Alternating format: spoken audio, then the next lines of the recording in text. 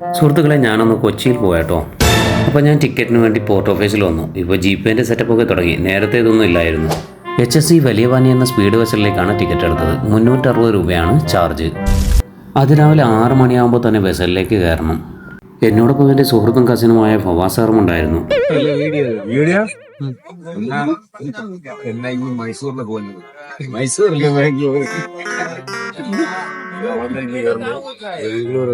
അപ്പൊ നിങ്ങൾ എല്ലാരും നമുക്ക് വിഷയവും ഹാപ്പി ജേണി തന്നു.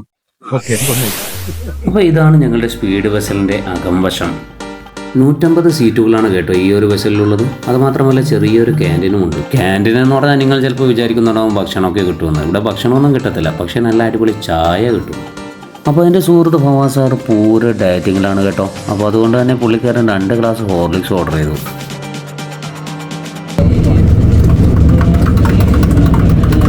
ഹോർലിക്സ് എടുക്കുന്നത് നോക്കി കൊതിയോടെ മേയിച്ചിരിക്കുകയാണ് എൻ്റെ സുഹൃത്ത്.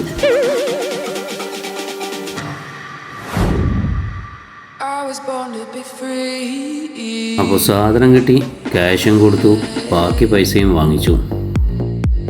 പിന്നെ പണി തുടങ്ങി നോക്കലേ. ഡേറ്റ അതുകൊണ്ട് തന്നെ 6 പാക്കാണ് കേട്ടോ. ഇദ്ദേഹത്തെ പരിചയപ്പെടുത്താൻ മറന്നുപോയി. ഇത് പരിചയപ്പെടേണ്ട ഒരു കഥാപാത്രം തന്നെയാണ്. ഫിസിക്കൽ എഡ്യൂക്കേഷൻ അധ്യാപകനാണ്. മെഹർ അലി എന്നാണ് അദ്ദേഹത്തിൻ്റെ പേര്. ഇവർ ഡേറ്റ ആയതുകൊണ്ട് തന്നെ അധികമൊന്നും കഴിച്ചിട്ടില്ല. ഈ ഒരു കവറിലെ ഫുള്ള് കടികൾ മാത്രമേ കഴിച്ചിട്ടുള്ളൂ കേട്ടോ.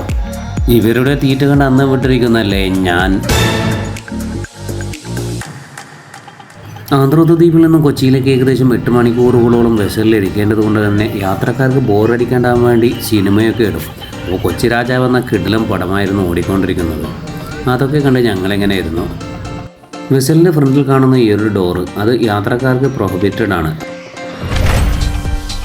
പ്രോപ്പർ ഡയറ്റ് ഫോളോ ചെയ്യുന്നത് കൊണ്ട് തന്നെ 2ാമത്തെ തീറ്റയും തുടങ്ങി. നല്ല ചപ്പാത്തിയും പോത്ത് വരട്ടിയതും. യാത്രയിലുടനീളം തിന്ന് എണീക്കാൻ പറ്റാത്തൊരവസ്ഥയിലായി. ഏകദേശം ഈവനിങ് 4 മണിയാകുമ്പോൾ ഞങ്ങൾ കൊച്ചിയുടെ വാർഫിലേക്ക് അടുത്തു. അപ്പോൾ യാത്രക്കാരിൽ ചിലർ തങ്ങളുടെ ലഗേജുകളൊക്കെ റെഡിയാക്കി വെക്കുകയാണ്. പെട്ടെന്ന് ഇറങ്ങണം. ഈ വാതിലിൽ കൂടെയാണ് പുറത്തേക്ക് പോകേണ്ടത്. ഞാൻ എൻ്റെ ബാഗും അതേപോലെ തന്നെ അമാനുള്ള പുത്തലം എന്ന് പേര് ആലേഖനം ചെയ്തിട്ടുള്ള എൻ്റെ പെട്ടിയും തയ്യാറാക്കി വച്ചു. പിന്നെ വെസലിൽ നിന്നും ഞാൻ കൊച്ചിയിലെ വാർഫിലേക്ക് ഇറങ്ങി. ഇതാണ് ഞങ്ങൾ വന്ന വെസൽ. ഇനിയും ആൾക്കാർ ഇറങ്ങിക്കൊണ്ടേയിരിക്കുന്നു. ഞങ്ങൾക്ക് പോകാൻ ഇനി വണ്ടി കിട്ടണമെങ്കിൽ ഗേറ്റ് പുറപ്പെടണം. അങ്ങനെ വാർഫിൽ കൂടെ ഞങ്ങൾ ഞങ്ങളുടെ ലഗേജുകളെല്ലാം എടുത്ത് മെല്ലെ നടക്കാൻ തുടങ്ങി. ആ സമയത്താണ് ഞങ്ങൾ ആ കാഴ്ച കണ്ടത്.